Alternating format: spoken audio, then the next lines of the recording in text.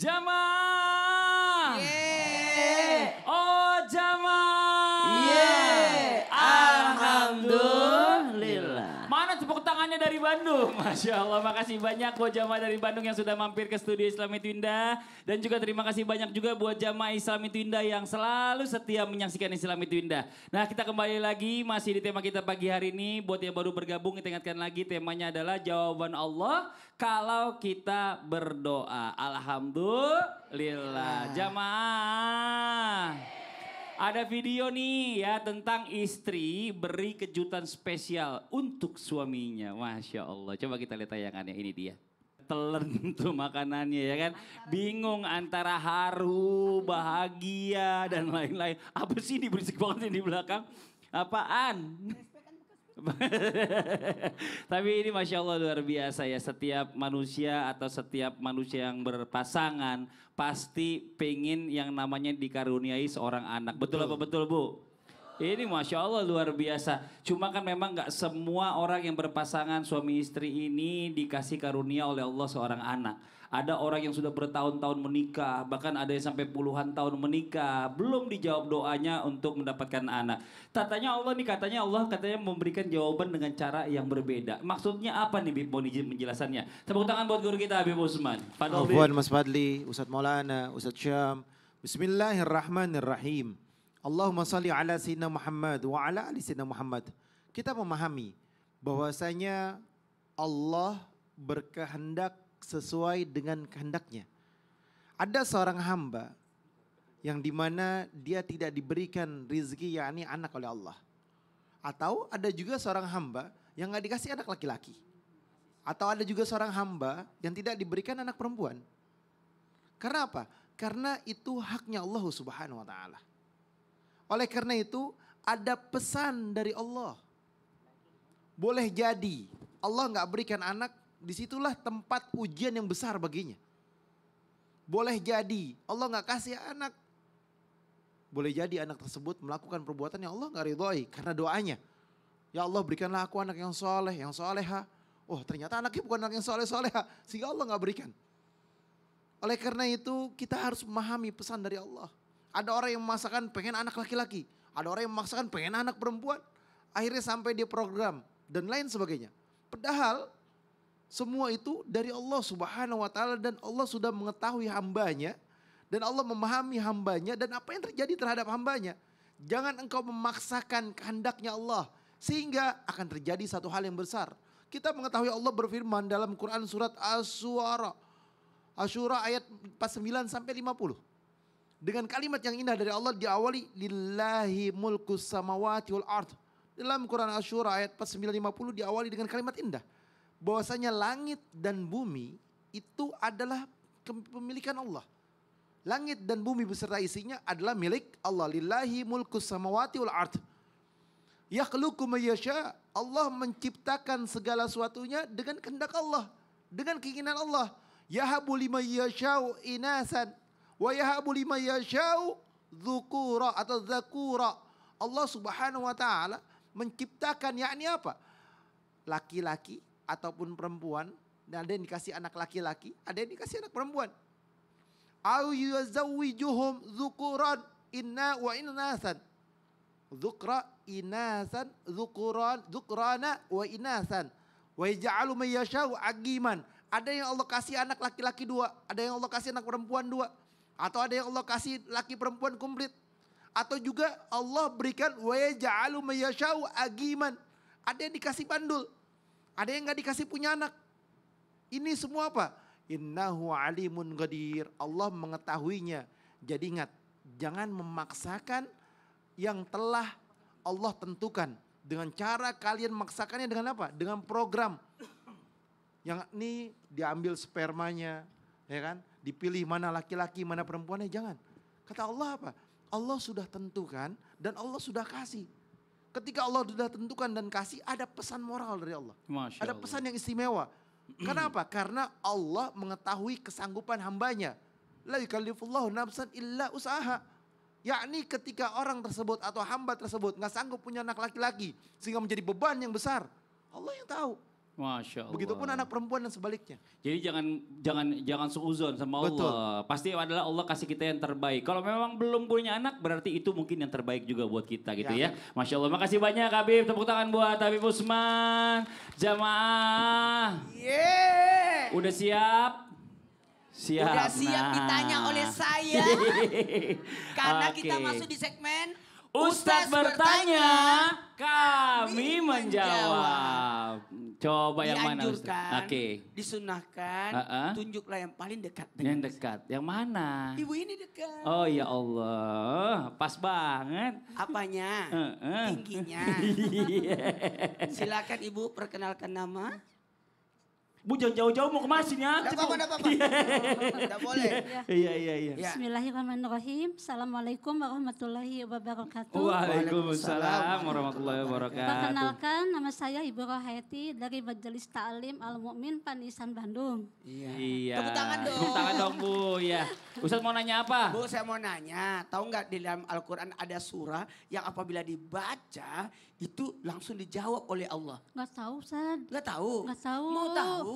Karena semua surat dalam Al-Quran adalah dialog kita kepada Allah ya. Tepuk tangan dulu dong. Oh semuanya dibilang. Semuanya. Tapi kalau ini doa ini surat ayat ini dibaca, surah ini dibaca, itu langsung dijawab langsung oleh Allah. Pasti. Oh pasti. Oke. Udah tahu dong dia. Nggak jadi tausiah dia kalau gitu. Enggak tahu. Iya. Makasih banyak Ibu, tepuk tangan dong buat Ibu. Sampai ya. Ini Masya Terima Allah, boleh kasih. duduk lagi Bu. Assalamualaikum warahmatullahi wabarakatuh. Waalaikumsalam warahmatullahi wabarakatuh. Ya silakan Ustaz. Bismillahirrahmanirrahim. Allahumma salli ala sayyidina Muhammad wa ala sayyidina Muhammad. Ada surah yang Masya Allah tabarakallah. Ini di dalamnya ada doa. Bahkan ketika kita membacanya langsung dijawab oleh Allah. Namanya surah Al-Fatihah. Mukaddimah, surah yang kesimpulan dari isi kandungan Al-Quran. Surah yang dimana di dalamnya intisari Al-Quran ada di dalamnya. Makanya ketika kita membaca surah Al-Fatihah, kita disunahkan membaca amin. Waladhdallin. Amin. Kenapa? Karena di dalam Al-Fatihah ada doa. Bahkan bisa berdoa sebelumnya. Sebelum baca Al-Fatihah kita berdoa. Ya Allah berkahnya surah Al-Fatihah, berikanlah keberkahan pada mobil saya. Al-Fatihah. Atau membaca doa setelahnya. Al-Fatihah, amin. Ya Allah berkahnya surah Al-Fatihah, saya berikan pahala bacaan surah Al-Fatihah yang saya baca untuk almarhum ini. Atau minta doa di antara, di pertengahannya. Iyyaka na'budu wa iyyaka nasta'in. Berhenti di situ. Guru saya mengajarkan baca salawat baru berdoa, baru tutup salawat baru ihdina siratal mustaqim dan seterusnya. Dan ternyata ketika kita membaca surah Al-Fatihah, Allah langsung jawab. Bismillahirrahmanirrahim. Alhamdulillahirrabbilalamin. Kata Allah, hambaku lagi memujiku. Ar-Rahmanirrahim. Hambaku lagi mengulangi pujiannya kepadaku. Kemudian hambaku mengulanginya pujiannya terhadapku. Kemudian Maliki Yaumiddin. Hambaku telah mengembalikan urusannya kepadaku. Menyerahkan urusannya kepadaku. Maka di riwayat yang lain katakan bahwa hambaku lagi mengagungkanku. Jadi dalam satu riwayat dikatakan hambaku lagi mengagumkanku, atau di dalam riwayat yang lain disebutkan hambaku menyerahkan urusannya kepadaku. Kemudian ketika kita membaca iyyaka na'budu wa iyyaka nasta'in, kenapa?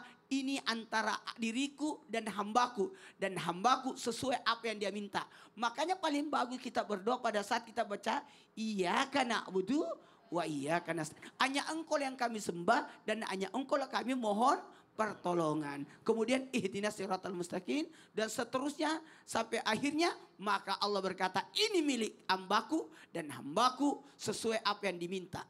Makanya jangan pernah lupa membaca amin ketika kita membaca surah Al-Fatihah, karena itu adalah merupakan doa. Masya Jadi Allah. kalau ditanya, "Ma, doakan aku ya supaya lulus." Aku enggak tahu baca doanya. Al-Fatihah, Bu. Masya Allah, Datang boleh. orang sakit, doain aku ya supaya sembuh. Enggak tahu doanya. Al-Fatihah. Masya Allah. Jadi Al-Fatihah bisa digunakan untuk semua doa. Ibu, anak lagi ujian bacain apa? Al-Fatihah. Anak lagi sakit bacain apa?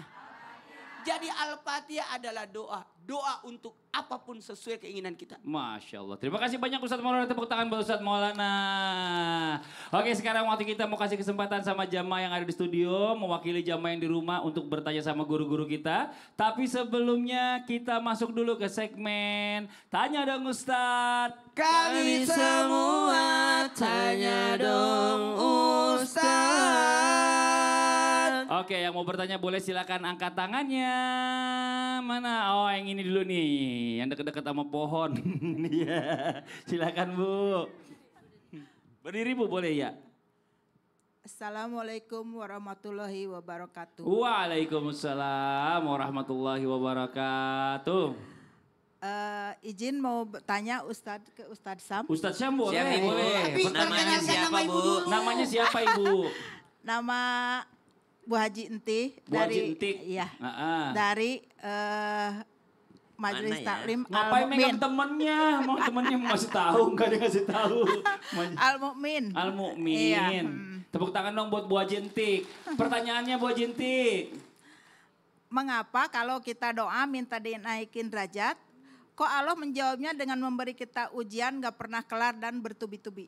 Oh, itu aja Bu Haji Entik. Ya. Emang Ibu Haji sering diuji sama Allah? Ya ada. Ah, pakai apa? Pakai mic dong. Ada. Apa ujian yang paling berat yang Ibu Ya itu rasain? di Smackdown. Hah? Di Smackdown. Di Smackdown. Sampai Smackdown. Ibu pemain WWF. Tepuk tangan dong buat Ibu Haji Entik. Silakan Ustaz Syam. Sampai guru Ustadz Maulana Abidman, Mas Fadli serta guru-guru Smackdown. kami yang dimuliakan Allah Subhanahu wa taala. Al-Qur'an surah Al-Qasas ayat 24-25. A'udzu billahi minasy syaithanir rajim.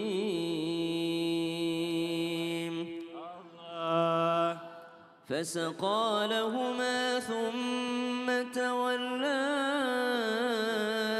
إلى الظل فقال رب إني لما أنزلت إلي رب إني لما أنزلت إلي من خير فقير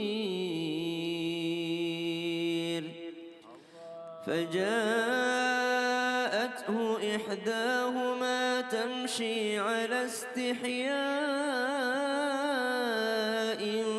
قالت إن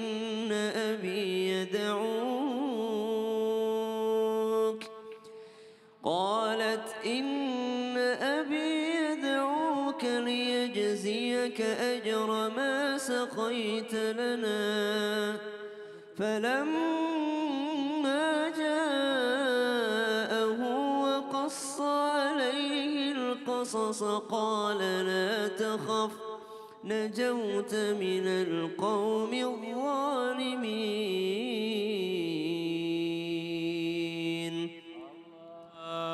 Ujian bertubi-tubi datang kepada Nabi Musa alaihi salam. Mulai dari lahirnya ia telah dialirkan ke sungai oleh ibundanya atas perintah Allah Subhanahu wa taala. Menjelang usia 2 tahun dia pun diuji dengan mengunyah daripada bara api yang disediakan oleh Firaun.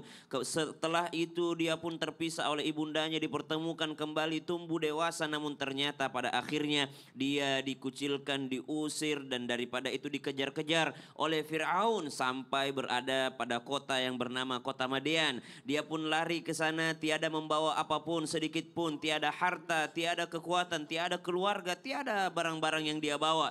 Dia mengatakan dan berdoa kepada Allah, ujian ini sangat besar ya Allah, sangat berat. Rabbi inni lima anzalta ilayya min khairin faqir. Maka saya sangat butuh daripada pertolonganmu ya Allah, karena saya enggak punya apa-apa. Tapi alih-alih Allah menolongnya langsung, justru Allah mengirimkan 2 orang wanita yang sedang membawa ternaknya yang mesti ditolong oleh Nabi Musa alaihissalam. Artinya setelah berdoa bukan jawabannya langsung dikasih pertolongan oleh Allah, tapi justru ditambahkan lagi ujiannya. Mau nggak Nabi Musa nolongin 2 perempuan ini? Mau nggak Nabi Musa bekerja sebagai seorang penjaga kebun daripada Nabi Syuaib alaihissalam? Lalu dari sinilah kita mengambil pelajaran. Ternyata ketika seseorang berdoa meminta dihilangkan ujian dari Allah Subhanahu wa taala atau dihilangkan cobaan hidupnya, maka pada saat itu Allah akan menambah dulu daripada ujiannya sehingga sehingga setelah itu dia akan hidup bahagia. Allah Masya taala. Allah. Karena Semua nabi-nabi Allah begitu. Ujian itu adalah salah satu syarat untuk mencapai kelulusan. Iya kan gitu ya. dong. Untuk naik tingkat gitu Di ya. sekolah aja begitu. Kalau mau naik tingkat ujian dulu. Tuh Bu Haji jangan smackdown doang. Ya. Siapa sih yang berani? Iya, siapa yang smackdown Bu Haji? Tepuk tangan dong Bos Ustaz Syam ini Masya Allah luar biasa. Dan ini buat jamaah Islam yang dirahmati Allah ya. Salah satu doa dikabulkan itu yang Masya Allah adalah doa istri. Betul apa betul? Gimana nggak dikabulin kalau istrinya modelan begini nih. Ada kita lihat sebuah video tayangan tentang istri spek Intel. Waduh coba kita lihat tayangan ini Intel istrinya. Luar biasa, istri yang kepo itu ya Bu ya. Iya Bu, gimana Ibu? Kepo banget. Kepo. Nah tuh gimana kalau buat Ibu tuh, kayak gitu tuh. Tuh dengerin para suami-suami yang di rumah.